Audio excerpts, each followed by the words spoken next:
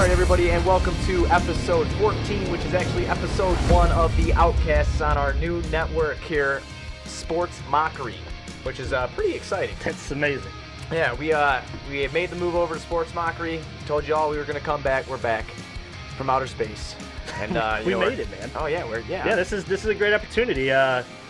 We're excited to bring you guys new segments in the show. Hello to all our recent listeners, ones who been with us throughout the way. Hopefully you guys found us now, and it's going to be a great time. Me and Buzz are going to have tons of guests on. We've got new avenues for new people to come on and share their opinions with us. We're excited. Yeah, so lead us in, Buzz. This is something that's super awesome. We're very excited. Sports Mockery is now opening up a podcast division, and we got our brethren over at Pinwheels and Ivy covering everything Chicago baseball, Cubs, White Sox, everything, everything MLB too, So be sure to check them out. Give them a 5-star rating on iTunes and a comment down below on why you chose to listen to those guys. And once you guys see us on iTunes, we're going to be on iTunes, YouTube, the whole nine. Wherever you see us, wherever you can give us a rating, please give us the highest rating you can. Comment down below on why you listen to us and come on the ride with us. Make sure you follow our Twitter at SM Outcasts on Twitter. Make sure you guys give that a follow because we're going to be doing some live stuff on that avenue. It's going to be a lot of fun. We're going to next week. We're going to talk about it already. We got the guys from Bull Scripted and from Sea Red Fred are on today, so we're going to have a podcast with them, and then next Thursday live, Joe's on Weed Street. Both Buzz and I will be there in attendance, shooting some live reaction videos too. So obviously, you guys can come and meet us, and we could also, be on the pod with us. It'd be a chance to see your face on Sports Mockery in a YouTube video, and bring your friends. Come up, say what's up. We'd be happy to, introduce ourselves, shake our hands, and we're back to hitting our head on the mics again. So this is great. I felt like it's been a long time since 2 weeks off. So we've done one of these. So it's a lot here. of fun. So we're gonna dive right into what the show is going to be about, and you can go ahead and take that, Buzz. Basically what the show is going to be about, it's going to be the same thing if you've been watching us before. It's going to be the same exact thing. We're going to tackle our Chicago sports, whatever's hot in the mainstream media. We'll comment on that too. No restrictions, none of that. We're going to do exactly what we want, how we want to do it. We have that platform to do it, which is awesome. It's like I said, for new listeners who haven't listened to us before, we tackle every team you see behind you on the banners hanging up behind me right now if you're watching on YouTube. And if you're not watching, it's the Bulls, it's the Bears, it's the Hawks, it's the Cubs, it's the Sox. We got all those guys hanging, or all those teams hanging up there. So, we're going to be covering all of it. Always hit us up on Twitter at SM Outcasts, which is our show, at SM Outcasts. I am at SM Buzzweed. And SM Juice Man. Yep. So, you guys ask us questions. Kind of content you want to see on YouTube, what kind of content you want to hear on iTunes, whatever avenue, how you're listening to us. That's So just to describe what the show is going to be, we're not professionals. We're not in the trenches with these guys. That's why we're Outcasts. Every week we do our own research. We formulate our own opinions based on what everybody can hear. We come out, we're Outcasts. So hop on, become an Outcast with us. Right, absolutely. Be on the lookout, too, for merch. We got the Sports Mockery hat in Cub Blue. I'm wearing mine in White Sox Black. We're going to probably have some T-shirts down the line. We also changed our logo. Yes. So if you don't recognize what you're looking at when you go to the Outcast page for our new Twitter, it's because we've changed our logo. Fits perfectly with our new home, Sports Mockery. It's going to be a lot of fun. You guys are going to have access to merchandise, hats, T-shirts eventually. But this is just getting off the ground, so we need your help to get there. So come on, or come meet us at Joe's on Wheat Street. Be in the videos. Tweet at us. Ask us questions. We're going to respond as quickly as we can. This is still the same show that we were doing on our past network. It's going to be a lot of fun. So we're still going to be interactive. We're still going to be setting the bar real high. We just have more support, definitely more avenues for new people to come on and get some different opinions because that's what we know you guys love. Exactly, and for today's first episode on the new platform on Sports Mockery, we are bringing you guys Sea Red Fred and Bull Scripted. What's up, guys? Living the dream, guys. How you doing? Oh, we it's are exciting times. Fantastic. We are fantastic. Fred, why don't you tell everybody where they can find you at if they already don't know who you are, because I'm probably sure they do. Sure, yeah. You can find me at occasionally with Talking Basketball, Waddle and Sylvie. I'm on there often. They usually give me a hotline when I want to share my thoughts. And then more often than not, ChicagoBullseye.com. you'll find me there along with my good friend Keith Franz at Bull Scripted, and also on a show called Big Red Bus with kind of like a podcasting legend named Doug Tonis, who's kind of like the Elvis of Bulls podcasters. Fantastic. And then, so it's always a good time. Always talking about the beloved with a slightly optimistic view for the most part. Awesome. And Goose, go ahead and bring him in. Introduce yourself. Tell him what you're all about.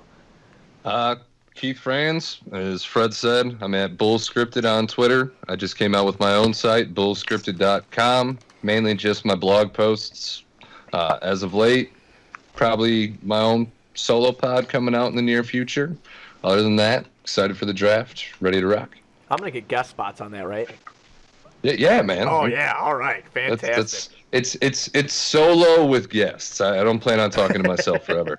Oh, fantastic. Well, this episode's going to be real fun for all of our listeners.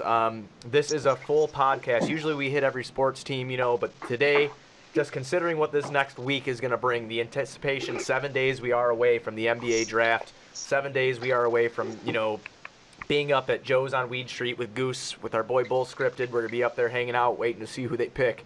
So this whole pod will be dedicated to that. So before we jump into Bulls Talk and this Bulls Draft Talk, we're going to introduce our first segment of the show, Crack One Open. It's Crack One Open. So today, Buzz and I are drinking Nimbus, which is from Hailstorm in Tinley Park.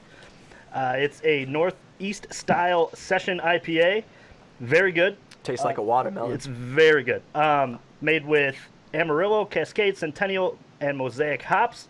It's fantastic, easy, drinkable. It's a good beer to sit and listen to draft talk from our favorite guests that are on to our first show here at Sports Mockery.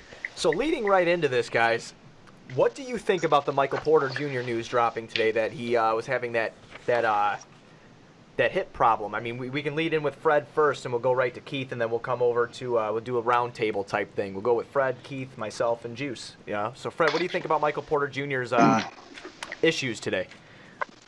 Well, I think it's horrible information for him. I mean, anytime there's any type of injury to your back, that's a big issue. I think Michael Porter Jr., if he was 100% healthy, by any objective indicator, would have been a top 3 pick. He's got tremendous offensive skills that he displayed in high school, and he was obviously hurt last year for the vast majority of the season. But I think his reputation would have carried him to the top 3 if he was healthy. And then anytime you see an issue like this, no matter how minor it may be, that's just a huge red flag. And I mean, I've never seen a guy talked about with any more kind of difference in draft positioning. So I hear him going potentially as high as 2. And then I also hear him going all the way, down to 15 or 16. So I just think it's terrible news for him. From what I've heard, a good friend of mine, Tim Gallagher, who you occasionally hear on ChicagoBullseye.com, he's a basketball historian, and he met him in person and has been for a long time singing the praises of this kid. So, he sounds like a good kid according to Tim and a lot of the people that he knows. But it's just really disappointing, I'm sure, for him and his family that you're going to push it back a day because it's probably going to cost them some spots, I would imagine. All right, Keith, what do you got, man?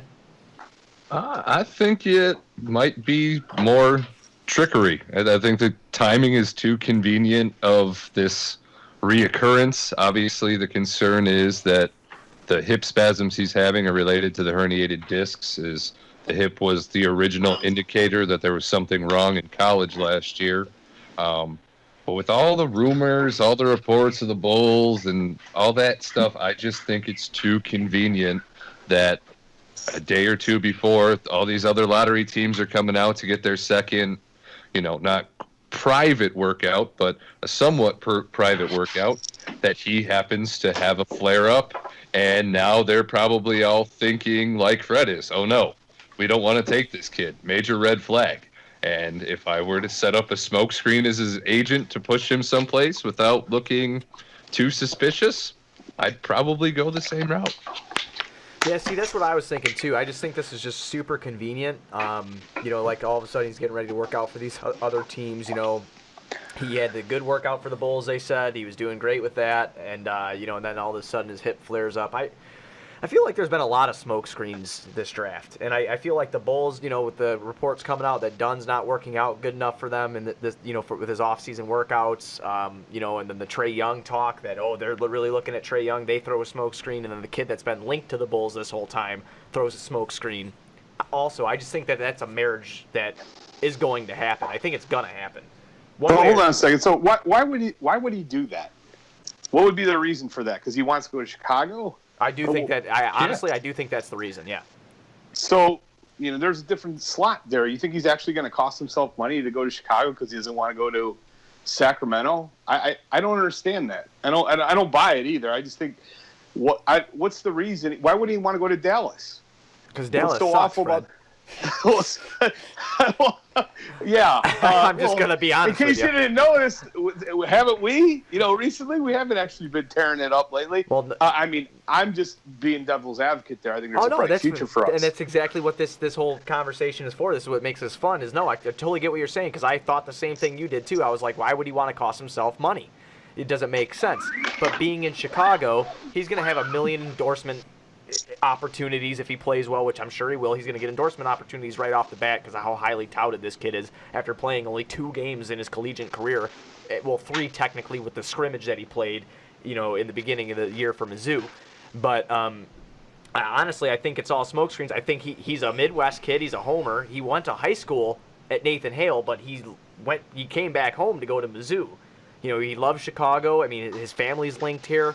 I just think that it's something that I think that all the reports that I've seen and just things that I've read, it just seems like it's just a match made where he wants to be here. And maybe, who knows, maybe this is the first person that doesn't care about a couple more $1 million on his check if he wants to play where his family is close to. So Michael Porter said himself at the Combine that he believes he's the best player in this draft, but where he goes is more important to him than where he is selected. He also added that his agent was going to handle all of his medicals, which we've seen hold true so far. Like Buzz alluded to, in Chicago, you will get better endorsement opportunities. Levine already became product of that. Levine pushes just about everything on Instagram now because he has 80 different promotional outlets to go through. I think he can make up the money that he would lose, the extra couple $1 million, and his family's already loaded. So he's not so concerned about the financial aspect like a lot of the other prospects are. He wants to go to the spot that he has the chance to have the most success at. Every major endorsement that Levine signed was signed while he was in Minnesota after he won the NBA slam dunk contest. I think this is the most overblown thing I've ever heard, frankly, that you're going to Chicago means a ton more. Yeah, it would if you're comparing it to, let's say, Oklahoma City. But or if Dallas. We're talking about, I disagree with that. I think Dallas is a great location. They've won a title in somewhat recent history, definitely a lot sooner than we have, playing for Mark Cuban in the Mavericks. I don't think that's a bad situation. I don't think it's a bad situation. Really, any of the spots with the possible exception of Atlanta and Sacramento. But even so, Atlanta's a fantastic city, too. I think all this is kind of... You say Dallas. Atlanta's last in revenue. Dallas has no sales tax. 0. Right. Well, Dallas I can understand with. Dallas I agree with. But hang on. To go there would make sense. To, like you said before, it all comes down to location, where he wants to play and stuff like that. And I'll tell you something right now. Dallas has Dennis Smith Jr. that tickles your fancy, right? Who else they got that tickles your fancy now? I don't love Dennis Smith Jr. Then he's going to have to go. Point. Well, but that's the thing, too. So he's going to have to go. Maybe he doesn't want to go to a team that is like he's literally just going to sit in limbo for a few years when we have a team that arguably, if healthy last year, if Levine didn't miss any time and those guys got to really play together, that team could have been a sneaky 8th seed in the East. They could have been. They played well. No doubt. So I think I think that's the reason why. And like I said, I don't know the kid personally. I have no idea what he's all about.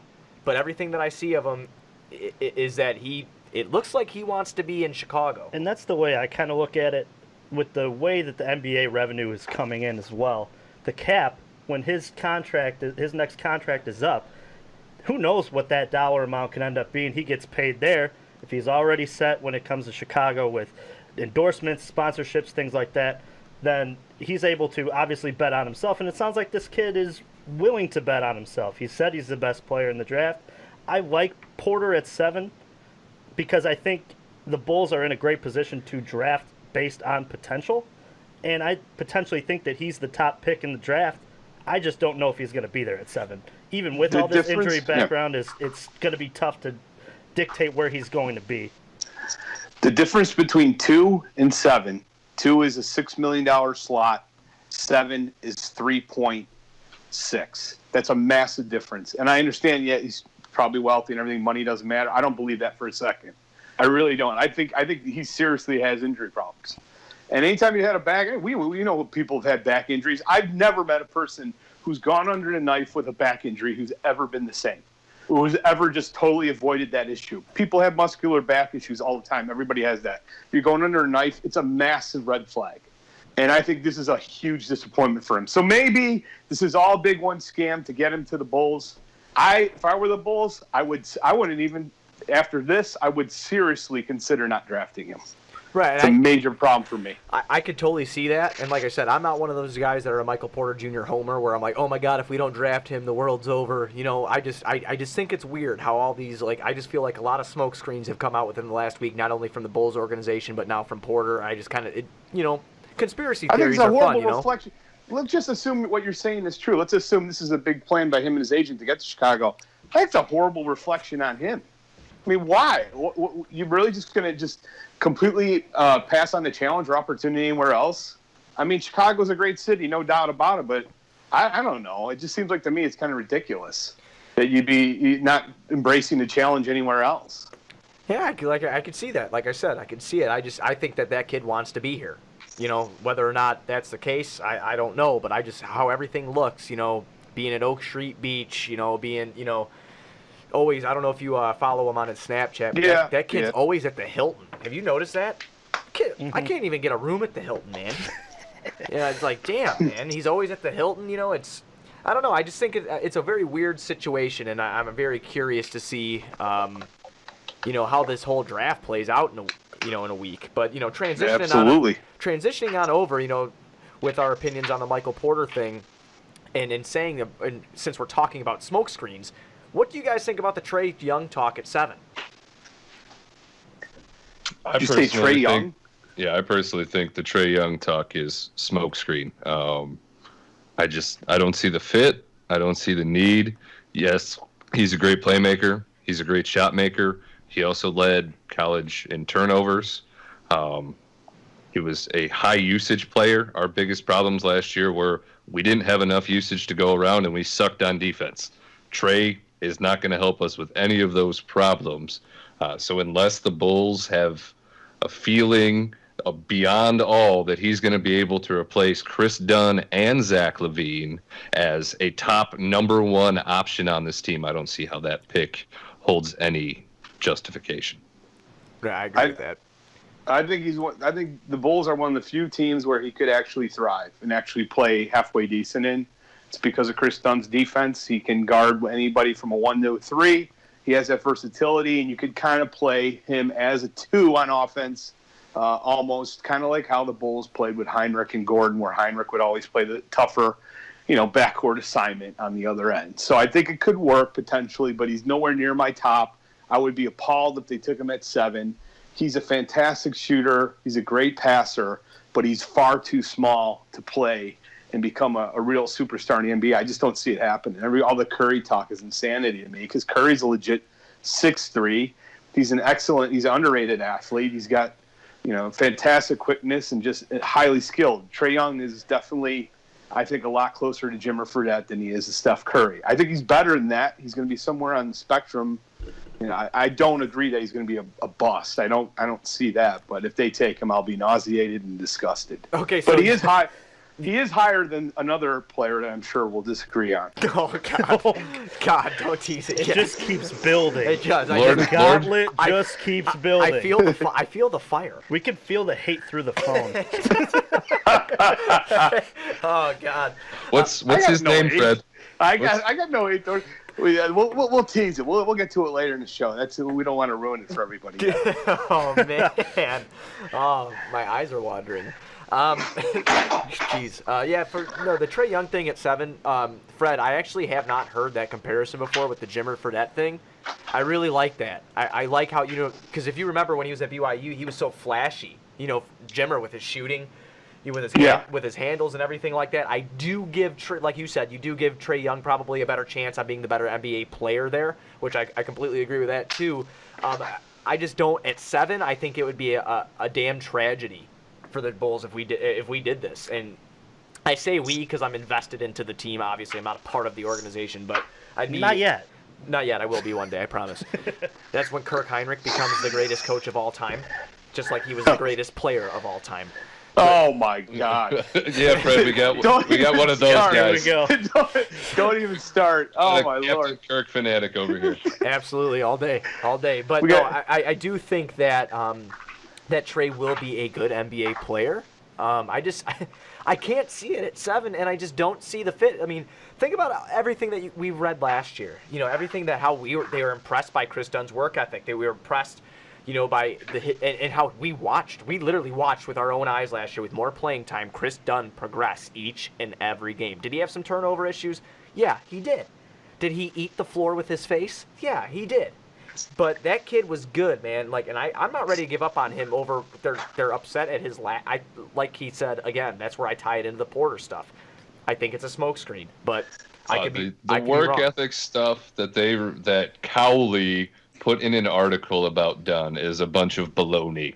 And most of the articles in regards to draft prospects coming in and working out that the other Bulls sources have put out, they've noted Chris Dunn, Lauri Markkanen on the other end of the gym working out while they're working out this prospect. So you can't show me pictures of Chris Dunn looking extra jacked from lifting weights over the summer and tell me that he's working out with Lauri Markkanen in the Advocate Center when he doesn't have to be yet, and then tell me that you're concerned about his work ethic. That just doesn't add up. Well, listen, I won't be happy if they draft Young, but let me just jump and say this. Don't jump off a building if they end up taking him, because there are two big noticeable differences about him and the era. Number one, he's a better shooter than Jimmer was. Jimmer was just a chucker who happened to make a certain percentage. He's not as good of a shooter as Trey Young. Jimmer was not. And Jimmer's nowhere near in the same league as far as when it comes to passing. So Young's an extremely skilled offensive player, and this team is sorely lacking for good three-point shooting. I agree, though. I don't think he deserves the 7th pick. I think there'll be better options. Right. I mean, with the 3-point shooting, too, having Zach come back in, and get his feet wet and finally get some reps and hopefully, avoid injury and whatnot, which I'm confident he can do. That kid's got some drive behind him. I think that he'll be okay. But having Lowry, I mean, we don't know who our center is going to be next year. I mean, obviously, we still have Rolo, but if something happens in this draft, it's kind of hard to comment on what the lineup's going to look like because we really don't know yet. But Moe Bamba. Oh no.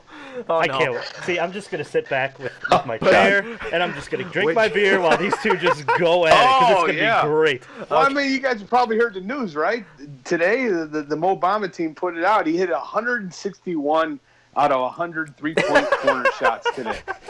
It was unbelievable. And his wingspan's expanding so much that he could dunk simultaneously at both ends of the court at the same time. Well, if that's the case, I'm really hoping he's there at 7. Oh, no. And he's developing a gauntlet that he'll be able to run up, grab the moon, and throw it at defenders. The guy's just amazing. Oh, no. I've never seen a better PR team. I've never seen a better PR effort for one player in my life. Are we going to get into him now? We're going to get into him. We didn't get Juice Man's thoughts on Trey Young, so keep that bottled up for a minute, and we're going to revisit this topic. I really do like the Jimmer Fredette kind of comparison on it. I do give Trey Young a little bit more of an edge on the athleticism. I do think he's going to be a bit more of a contributor than Jimmer is. I'm not going to label him as a bust either. Jimmer's out of the NBA. I also just don't think that it's going to be that pick because it's not a pick of need. Realistic, when you look at it, we have a good player in Chris Dunn at the 1. I just don't think the 7th pick is going to be worth that, considering that we really don't have any 3s under contract for next season yet. I understand there's going to be free agency. Holiday. But, yeah. Right. But Valentine can slip there. Yeah. What, to the 3? Well, yeah, I don't like Justin Holiday. I think I mean, he's a backup. You're right. Shouldn't be starting. Right. Yeah, absolutely. he's fine off the bench. And Denzel. Exactly. No doubt. Yeah, every time doubt. Denzel plays, I throw up a little bit in my mouth. So I mean. Oh, come on. Hey, I'm gonna be honest with you. you. Did you see the Cavs game? Did you see the Cavs game? 30+ against the best in the East. Right. Denzel Valentine is so unfairly. The one time, in Fred. town. The one time he shined in 100. No, that's not true. 60 some odd games. I mean, listen. As a backup, do I think he's good? Yeah. I'm saying in my starting lineup, Denzel Valentine makes me throw up in my mouth a little bit. Fair enough. He's fine off the bench. Absolutely. Agreed. Well, I'm going to tell you the honest to God truth right now, Fred. I paid him in NBA 2K. He is still coming off my bench. I'm 100% honest with you. Like, I still have him in the game. He can hit That's the what three. we should do. That's what we should do for you, Buzz. Each week you're going to tweet out which players are still on your roster for 2K, and then you will know his stance on each and every player that are on the Bulls. Right. I usually bring Kirk out of retirement, make him a 99 in everything, Okay. and I just kill people with All him. right. Next topic. Well, you got to. Otherwise, he'd be very close to Jimmer Fredette. I mean, you've seen those shooting percentages. Fred, you need to be very careful, Fred. Fred throwing smoke. Oh God, it's not the time and place for this, Fred. It is not the time and place for this. Well, let's have it one day because I really enjoy that will. conversation. We will, Fred, and I'm gonna go on I'm gonna go on Chicago Bullseye for it.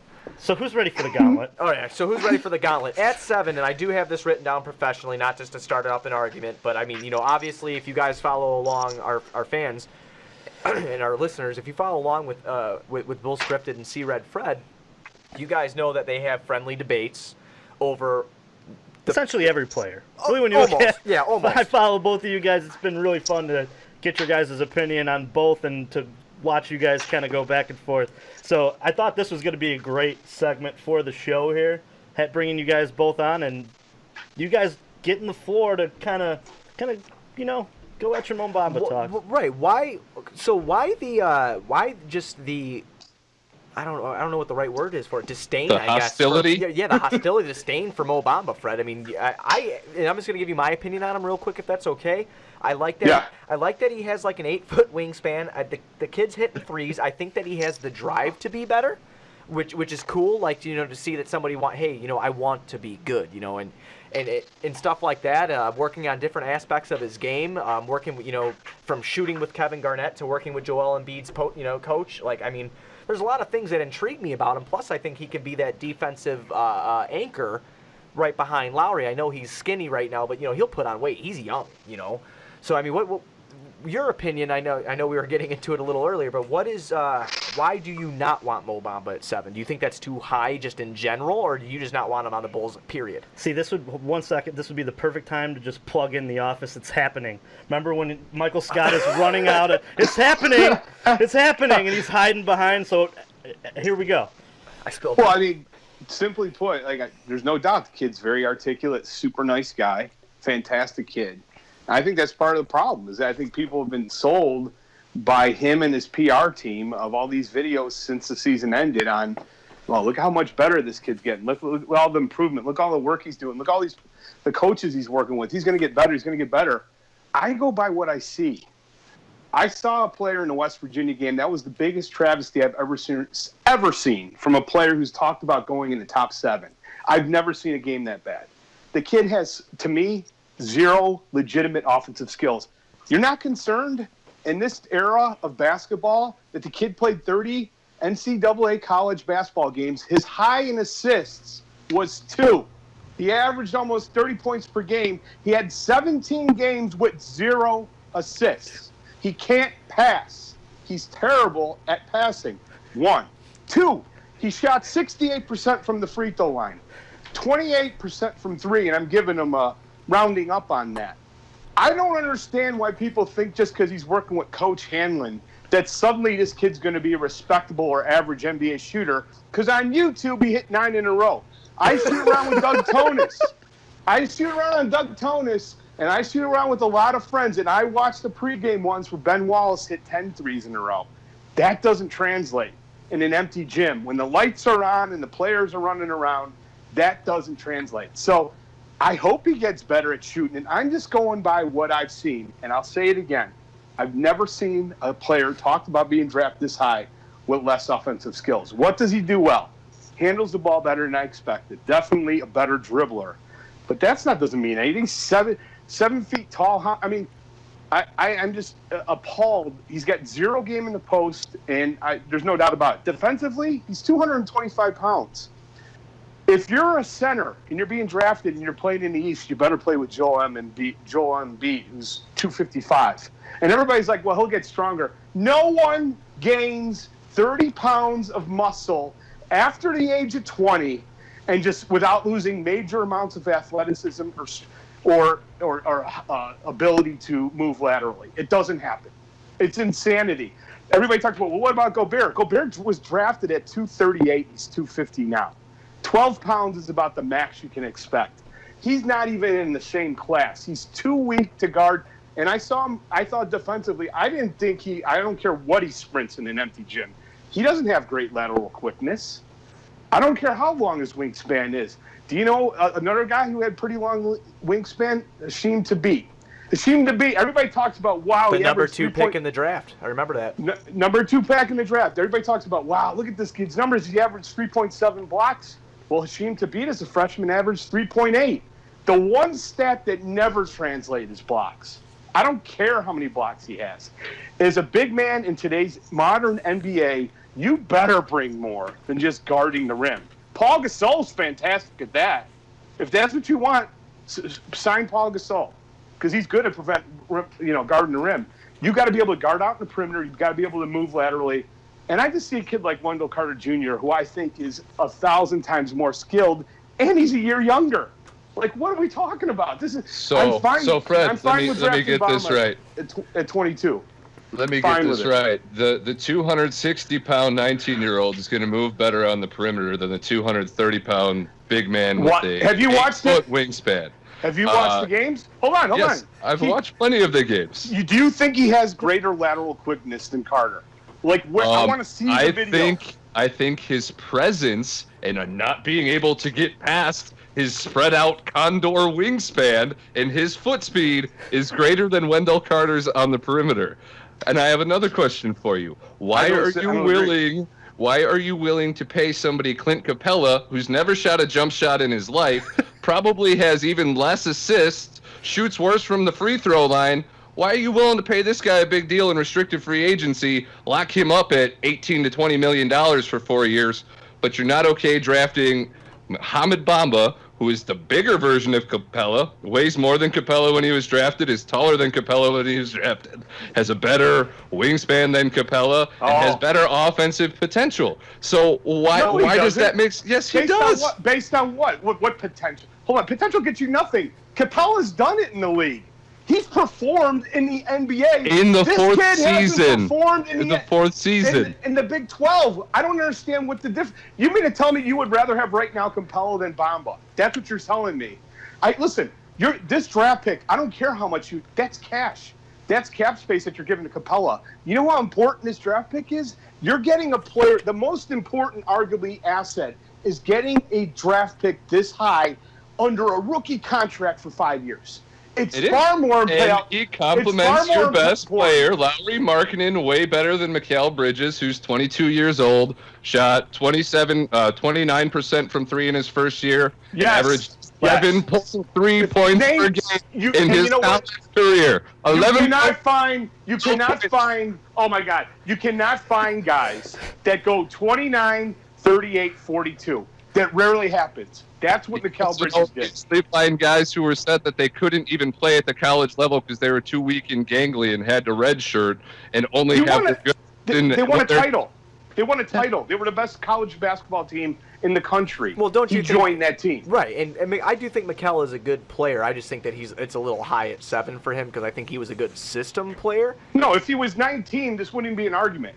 He's 21, and everybody's age is... Draft. He shot 29% and scored 6 points a game when he was 19. That's why he didn't go when he was 19. Well, he shot 42% last year. He won a title. He's one of the best defensive perimeter players in the country at a position which matters in today's NBA. Again, if you're going to play the 5, you better bring something else than just YouTube videos of you hitting shots in a stinking empty gym.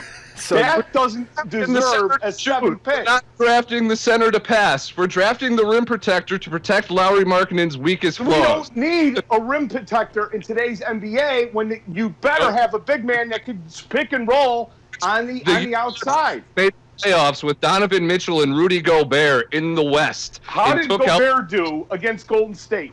How did that guy do against Golden State? Well, it is He's also irrelevant. it's also kind of the same thing with Capella because he didn't have that great of a series. There you go. Against. So why are we talking about Moe Bamba? Well, you're making the argument. This is my question for you, Quick Fred. If you were an NBA GM, where is the appropriate, in your eyes, where Moe Bamba should be drafted? I don't think he belongs in the top 10. I'm just saying he doesn't have the offensive skills that warrant it. And I don't see everybody's talking about how great he is defensively. He didn't play that great defensively for Texas. He was a decent rebounder. That's all he did. If you watch the West Virginia game, I encourage everybody who's listening to this, go on YouTube and watch Texas versus West Virginia. And notice how he was manhandled in the post, how he was manhandled on the offensive boards. He's not he's not even nearly strong enough to play in the NBA. And Mikal Bridges can guard LeBron James, but Bamba can't guard Joel Embiid. Is significant. First of all, Mikal Bridges could be guarding 3s, 2s, and 1s, so he can stop any of those. I don't know who Moe Bamba is going to guard. He can stop 1s and 2s. I don't know so much about the elite 3s in the NBA that weigh 40 more pounds than him. Well, if he gains 30 pounds of muscle like Moe apparently will, then he'll be fine. Well, Moe's 20. I don't know many 22-year-olds that go from being a twig to being a powerhouse overnight. He's not a twig. He's built much better. He went from twig to where he is now, and that's why he is what he is. At 18, 19, he couldn't play. Now he's strong enough to play. Point me at the game tape that you were impressed. I want to know it because I saw the Duke game. Well, Wendell Carter just absolutely pushed him out to 10 feet. Anybody go watch Duke, Texas. Watch that game. There was a few games, Fred, that I liked from Bamba, and just calling them off the top of my head. It was like when he played Kansas. I want to say it was back in December. Do you remember that game? Yes, I've heard that. Everybody waxes poetic about it. I just thought that he was very good. The game against Iowa State, he looked very good. He had two very good. It was actually he played Ole Miss. And then they played Iowa State. He had 2 good games, right? And the game that you're referring... 2 Leviathans. Well, right. I understand that. But, I mean, Texas Tech was, Ole Miss is not a very good team, and I understand that. I get that, and I respect your opinion on that. And then what you're saying here is the horrible game that he had against West Virginia where he just kind of seemed lost. I mean, in that game, though, he did have 9 points, 13 rebounds and like four blocks or something like that. I mean, I think the kid can be good. I think that it would be a good pick for the Bulls if he is there, just because I am intrigued. I'm intrigued by potential at this point. The same players in bizarro world. 9 points against, and we're talking about a number 7 pick for a guy who scored 9 points. Well, who can't hit threes, can't shoot free throws. Well, Bagley had a couple rough games too, and he's talking about going up to the top 3. Hey, Bagley's the man, offensively, though. It's almost an insult to compare this kid to Bagley. I'm not comparing. And a big man who's that deficient defensively is what you want? Our biggest problems are defense and usage. A low-maintenance, high-potential pick that does not require all the attention works. He complements Lauri. He protects Lauri's flaws. He'll do all the dirty work. He'll do all the little things that Mikal Bridges would do. If I thought Zach LaVine was our best player going forward, I'd get Mikal Bridges tomorrow because Mikal Bridges would complement Zach LaVine the best. And sandwiched between Dunn, he would probably make Zach LaVine a much better player. I don't think Zach LaVine is our best player. What makes you think Moe Bamba doesn't require attention defensively? Let me tell you something. If Embiid posts up Moe Bamba, he makes one move to his left, plants his elbow in Bamba's chest. Bamba's kidneys are up in the 200 level. He's 220 pounds. He's 220, and he can't guard guys that are 30 pounds heavier. I saw it on the tape in college. He's not suddenly magically going to be able to guard NBA players. He's too weak. Now, if he was dominant and I felt he was strong enough to just own the defensive boards, I'd be fine with it.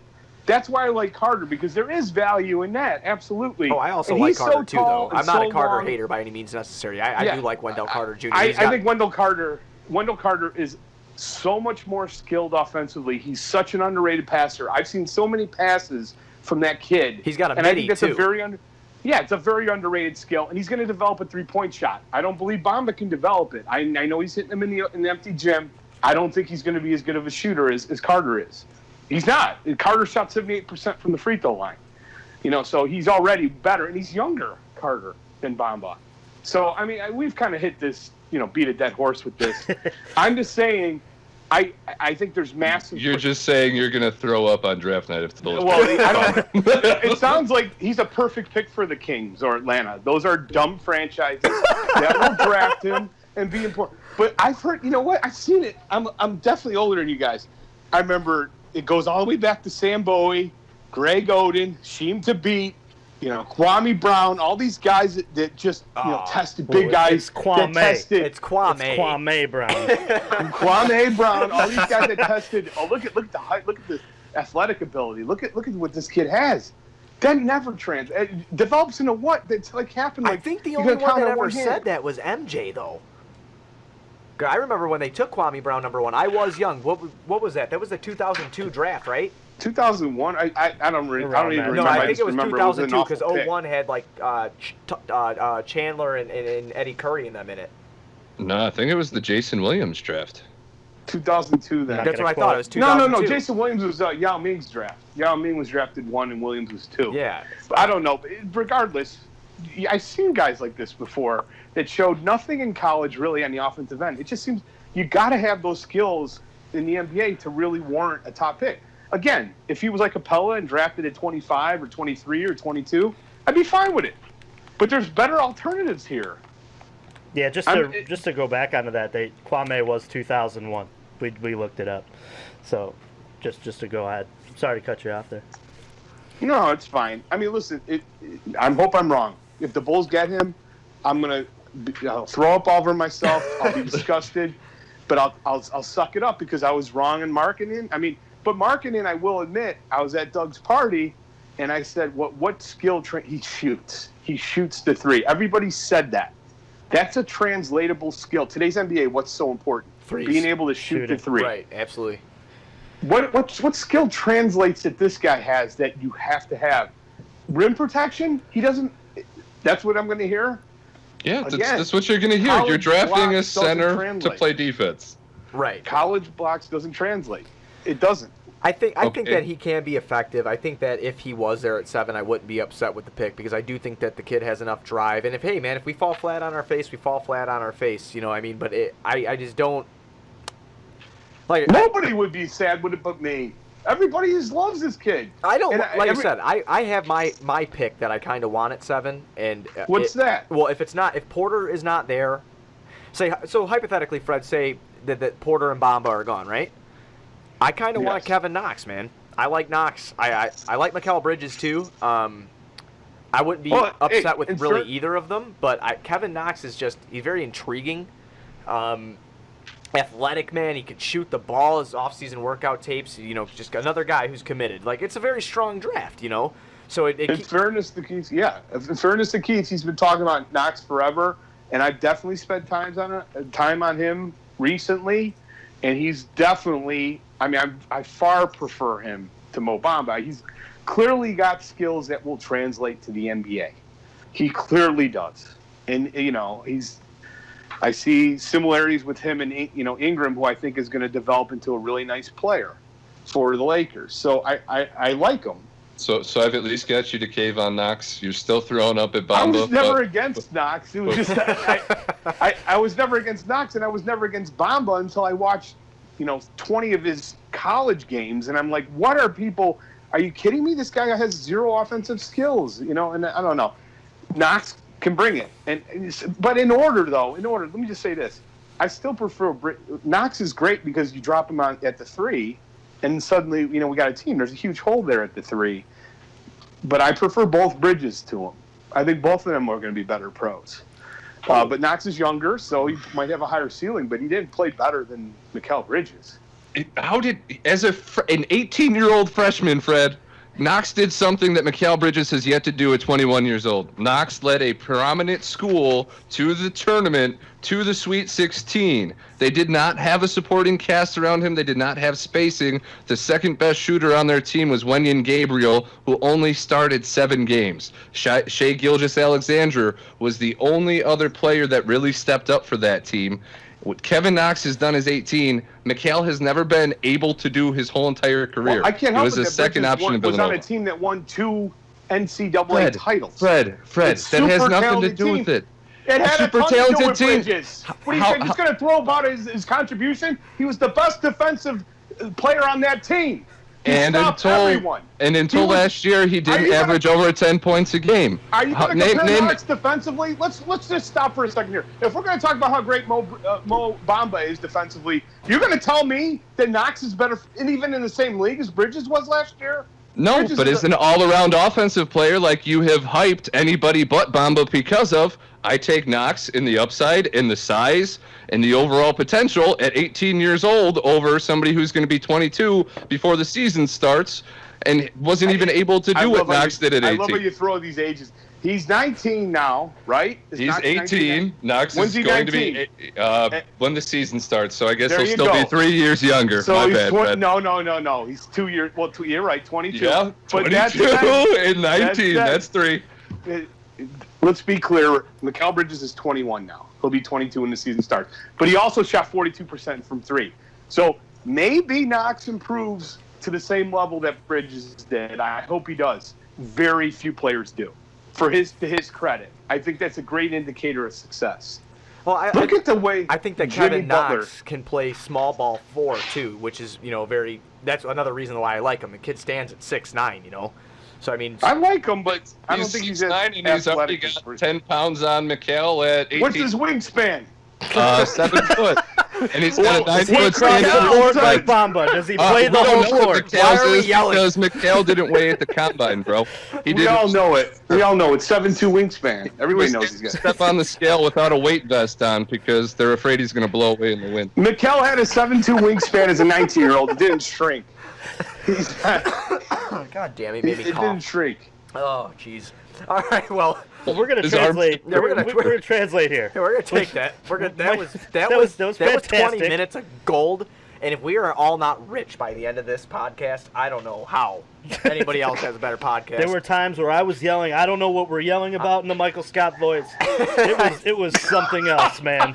That was. I finished a full beer while you all talked. Yeah, that me was too. I had a whole beer, and it was fantastic. We're gonna every translate time. into the Memphis Grizzlies rumors. They're at 4 in this draft, and there's been a lot of speculation that they're going to try to trade that pick to shed some contracts that they have on the roster. What's your guys' thoughts on that? We're going to start with Bull Scripted. I think the possibility of Chandler Parsons in the 4th pick with the ability to keep our 7th pick is something the Bulls should just about do anything to get. I think 4 and 7 in this draft would be another accelerated offseason. Granted, we would have to eat $23 million next year, and I think 24, 25 the next, so close to $50 million in total. But that would all be cleared up by 2020, which is the offseason that you'll have Jaylen Brown, Brandon Ingram, Anthony Davis, DeMar DeRozan. There's a better free agent pool that year. This year we're at LeBron, Durant, Paul George. Going to be Jimmy out, play if he doesn't extension, and Kawhi. Right. So I think the class may actually be the class that we aim for taking a big swing in. So I think it would make sense. Right. What do you think about it, Fred?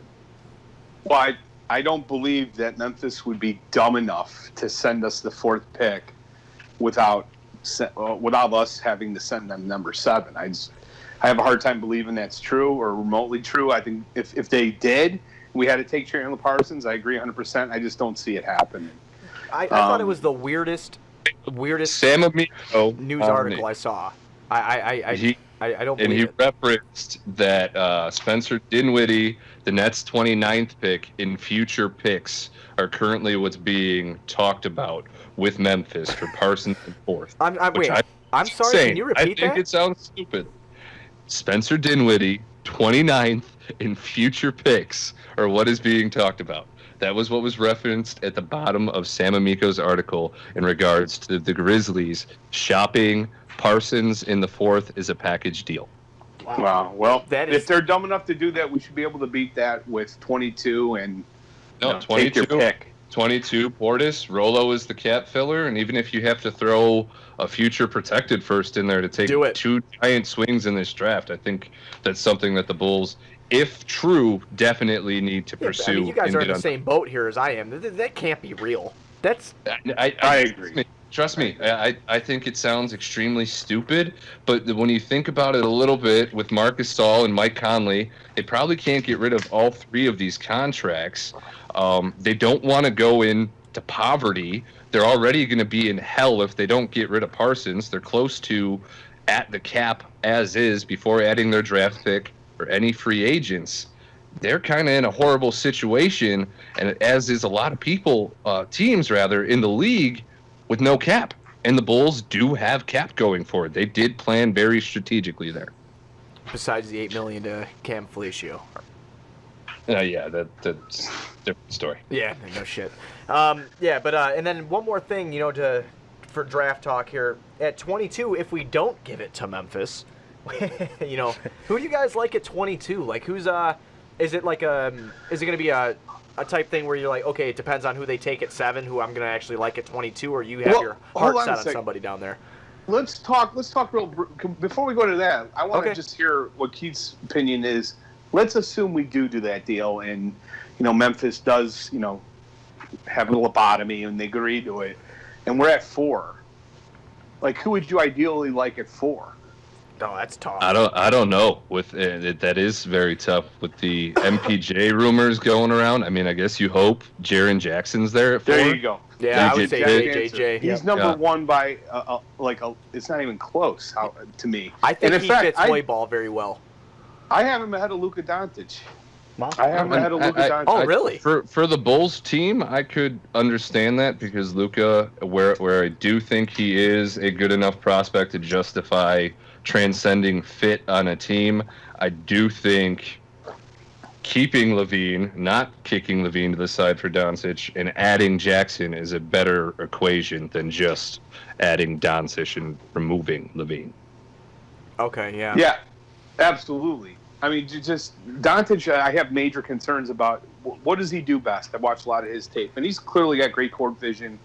He's definitely got offensive skills. He's a highly offensive skilled player. He's not pretty good much defensively. 6'8" Trey Young with a Yes. little bit more shooting. So He's horrible. He's horrible defensively. Yeah, right? he's But very bad defensively too, and he does not have a first step on him. And I don't care what anybody says. I see him take step back jumpers as bailouts constantly. I've watched a lot of film. exactly I've right. watched a lot of film on him, just because I was like super intrigued by it. Because they're talking about like an 18, 19-year-old kid. He's winning MVPs Yeah, those over are there. strictly shots that are not going to be there Yeah, in he NBA, can't be especially doing. with He the can't be athleticism doing there. that in the NBA. It's not going to work. And if he can't get past somebody, he's bigger than a lot of the players he's playing against in the Euro League, where he does this step back jumper, so he still has the sight and he still has the wherewithal to hit the jump shot. It's not going to work here with more athletic players. It's not. It's just period. That's my opinion on it. I the agree way they 100%. protect shooters now, though, as we see with Harden, as we see with the landing space that they're allotted, he may get away with it. And that's But get away with what though? He shoots at a 30% rate from 3. Like if he's at least Harden can hit the 3 at a percentage you can live with, significant percentage.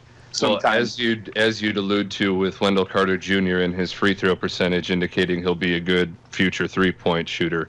Doncic does have a very high free throw percentage, so there is room for improvement with his shot. Right. Right. Okay. Well, no, Wendell Carter Jr. hit his 3-pointers at a higher At a percentage. 40% clip on There you go. 1.1 a game, Fred. That's not that great. Doesn't matter. It's still better than Context, my 30%. friend. 30% Context. from Luka. If he doesn't learn how to improve the jumper, he's going to be a bust. So That's it. at pick 4 here, I think it's all so hypothetically say we get what we all think is pretty much gonna happen. We get the DeAndre Ayton, we get the Marvin Bagley, and then what do you do? A toss up between Luka and JJJ right now? Is that pretty much a consensus here?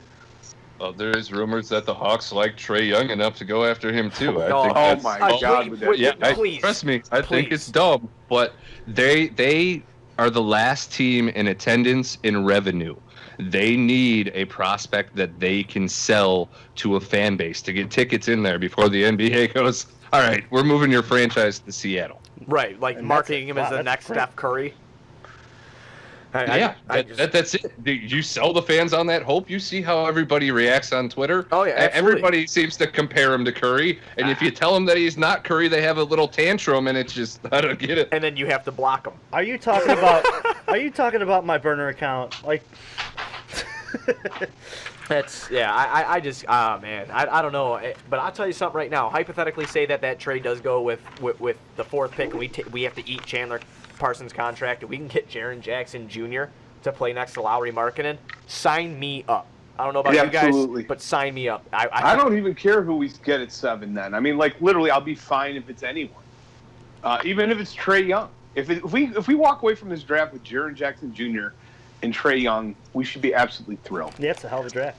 Yeah, man, I tell you what, my dream scenario, if MPJ was gone, if we were able to land, JJJ, and then maybe grab a Kevin Knox or one of the Bridges boys.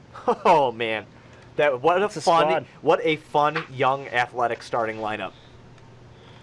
Oh, Agree and plus, 100%. if we got 4 and 7, we're definitely winning the summer league championship again. Well, I don't know. Laurie's not playing. Who knows? Oh yeah, I did see that report that he's not playing. Why?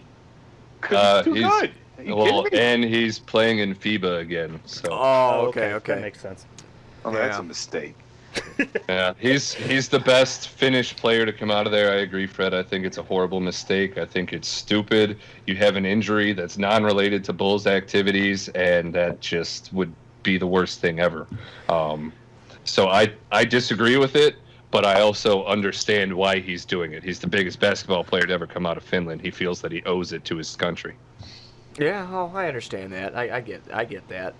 But what we were talking about before we got into the JJJ talk and being intrigued with Doncic or whoever, at pick 22, if we obviously we don't get rid of it, who are you guys looking at pick 22? Does it depend on who we take at 7, or does it depend, or is it just best player available at that time? As long as they're the best player available from Villanova, I know Fred's on board. That's exactly right. I love Amari Spellman. I think Amari Spellman's awesome. I think he's probably going to be gone now. I think he's going to be gone late teens. He's a kid I fell in love with. I just think he's going to be absolutely awesome. And then DiVincenzo I'm fine with too. I love those kids at Villanova. I think they're great. And I think they're going to, all of them, well, with the exception of Brunson. Ironically, the guy that everybody says was the heart of the team is going to be the backup point guard for 3 years. He's out of the league. That scored the most points, won conference player of the year, was the leader of the team. Sat on the bench during the deciding moments within the finals. Yeah, I know the guy. Yeah, the guy. I really unathletic. I like Chandler Hutchinson out of Boise State. I did watch a lot of Boise State basketball. He's actually a pretty athletic kid too. Athletic, and he could shoot the ball. And he was a senior coming out. And then I like Jacob Evans from Cincinnati. He's like a shooting guard, small forward kind of combo guy. Good defensively, can hit you a 3. I like him a lot down there. And then the one that I would really like to get, and I don't know if he's going to fall, is Mitchell Robinson. I know he didn't play in college. He was a commit to Western Kentucky, and he had good high school numbers. But I mean, a 7'1" young kid like him, and he's freakishly athletic. Those are the guys that I was looking down there at 22 at. But who knows what? Yeah, I think there's going to be a player falling around there. I really do. I don't know who it's going to be, but the Bulls have been historically very good at drafting in that area. Oh, absolutely. Much better. Look at Taj. They made a trade for Nico. Portis, obviously Butler a little later there. Yeah, Portis was 22. If you go back and redo that 2015 draft, go there and look at the top 10 picks. I think I'd take Portis ahead of 7 out of 10 of those picks. So, the Bulls, I'm confident. If you look at their last 3 top 10 picks, Markkanen, Noah, Rose, they usually do pretty well in the draft. It's an unfair criticism of Pax that they don't do well in the draft. Oh, that's exactly why I'm not a Gar Pax hater. Not one bit. You got anybody, Juice Man, you were looking at? I like the Chandler Hutchinson pick. I always have. I've watched that kid enough at Boise State. I think he's going to be a great player. I like Fred said, I have tons of faith that the Bulls are going to pick up a contributor here at this pick. Right. Well, I mean that'll do it, man. I mean this was super fun. I cannot believe that we actually got to do this. We got it like put together. It actually happened, and it was entertaining as hell. At least sitting on my end of the table. I know I had a good time. I would like to thank you guys so much, Fred. Thank you for even taking the time to do this. I know you're a busy guy. You got a lot of other stuff going on. Well, thank you very much, and same goes to you, Keith. We always appreciate having you guys on and doing this with us. You know, this is something I would like to do again, maybe after the draft or something like that. We all absolutely. We all got to do it after every Moe Bamba home game. Going forward. Let's plan on it. We're just gonna have to throw our money into a studio fund. We're all just gonna have to go meet at the studio. That'll be something. Oh my God. Hey guys, it was really enjoyable. Keith, always a pleasure talking to you. It's always good to talk. You know, I know we yell at each other, but. Oh no, but it's all in good fun. I'll tell you what, I don't think we ever yelled at. I don't think we ever disagreed on anything for the most part. Keith and I see eye to eye. Keith and I see eye. We were always able to find a middle ground regardless of what the topic was. And I think for us here, our middle ground between McHale and Knox is probably Miles. And our middle ground between Bamba and Wendell Carter Jr. is Jerry Jackson Jr. So, oh my God.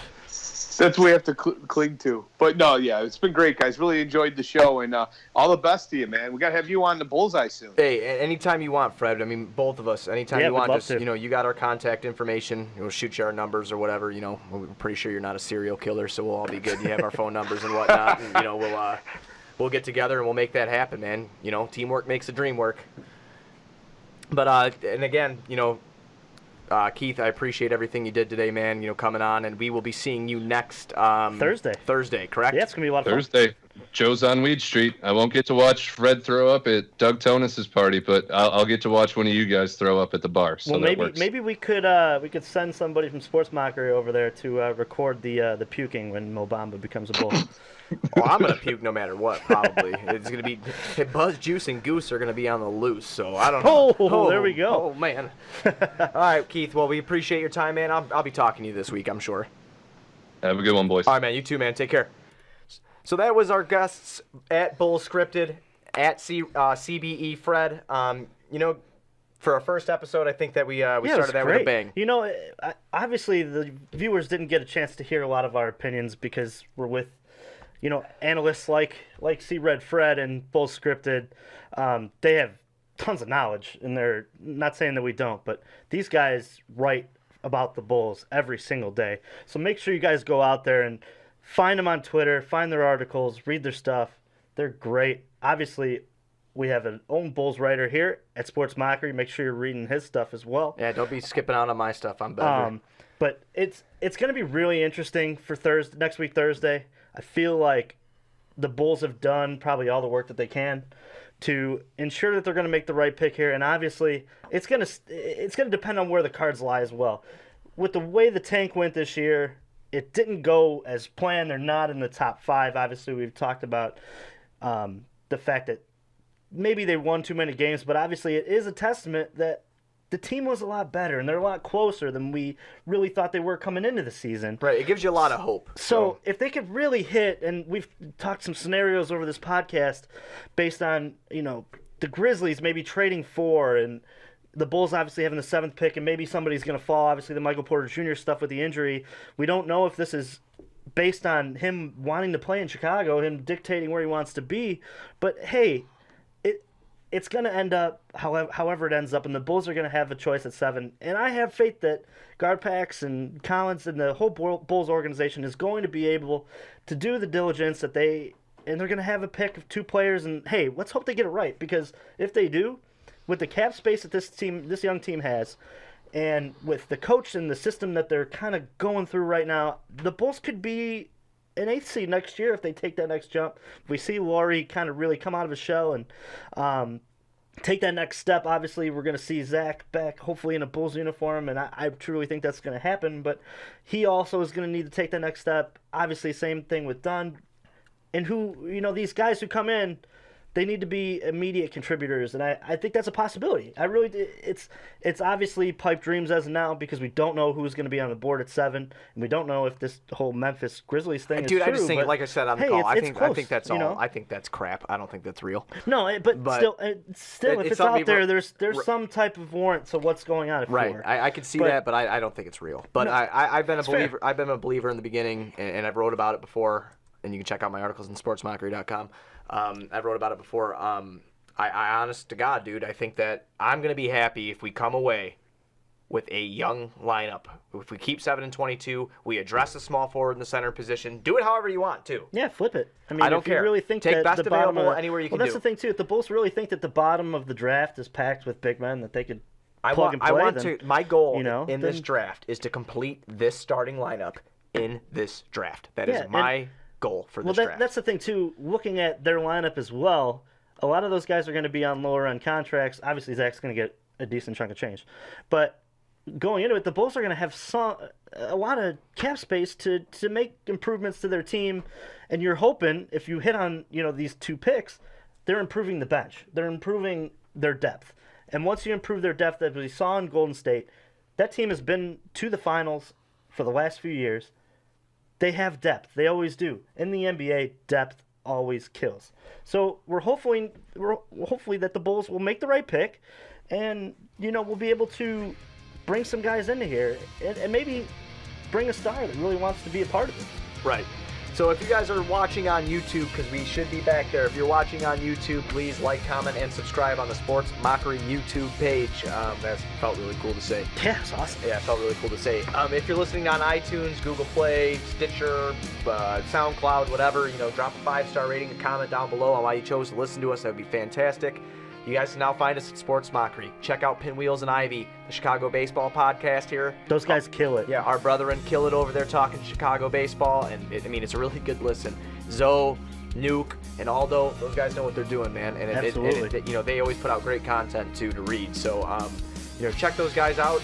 I really hope you dudes enjoyed our first episode under our new platform here. And if you didn't, if you want to yell terrible things in our face, come meet us at Joel's on Wheat Street on Thursday next week.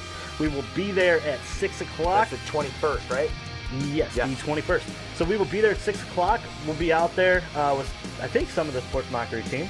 If not, it'll be me and Buzz here, and Goose will be there as well. So after you listen to this podcast, go ahead, give him a follow, and obviously you'll get a chance to meet him if you come up there. We're going to be doing live reactions to who the Bulls pick, so you'll also have a chance to be on Sports Mockery via the YouTube site. Hopefully we're going to cut that video up, put it into a hype video for the Bulls for the coming season, maybe a draft type deal. So you guys will have the opportunity to be technically on the podcast with us because we'll be doing a lot of live stuff. So make sure you're following our Twitter as well at SM Outcasts, because we'll be doing some live stuff on that as well. If you can't make it on Thursday, we understand.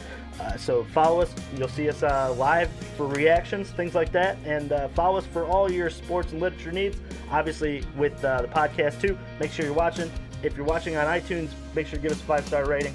Comment on why you like the show, why you didn't like the show. Absolutely.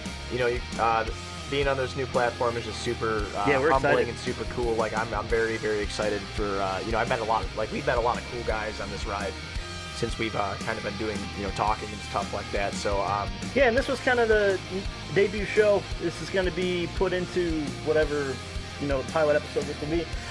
The show will have a different structure in the future. We're going to implement some segments. We've talked about them already. We just wanted to make sure that both scripted and C. Fred were both able to portray everything that they wanted to say tonight, because like we said, the Bulls is a week away. Right, the Bulls draft is a week away. This is what we had planned for months, before. So we didn't want to let this go because this is something that we're very passionate Bulls fans. But thank you guys so much, for listening, for sharing. I mean, since I've already put out the article, I know you're going to hear this in a day or two. But since I've already put out the article, it's been shared a bunch over Facebook and on Twitter, retweeted, liked.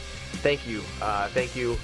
Enjoy this ride with us, and we'll be back next week live from Joe's on Reed Street. We won't be recording like this, but we will Follow us on Twitter. Yeah, follow us on Twitter. You'll see everything you need to see. Follow at SM Buzzweed, at SM Juiceman. Make sure you follow SM Outcasts. That's the most important one you need to follow. SM Outcasts. That's where we will be doing our live video feeds, not through our personal accounts, through our SM Outcasts Twitter page. So you guys have a great weekend, and we're out, man. Later.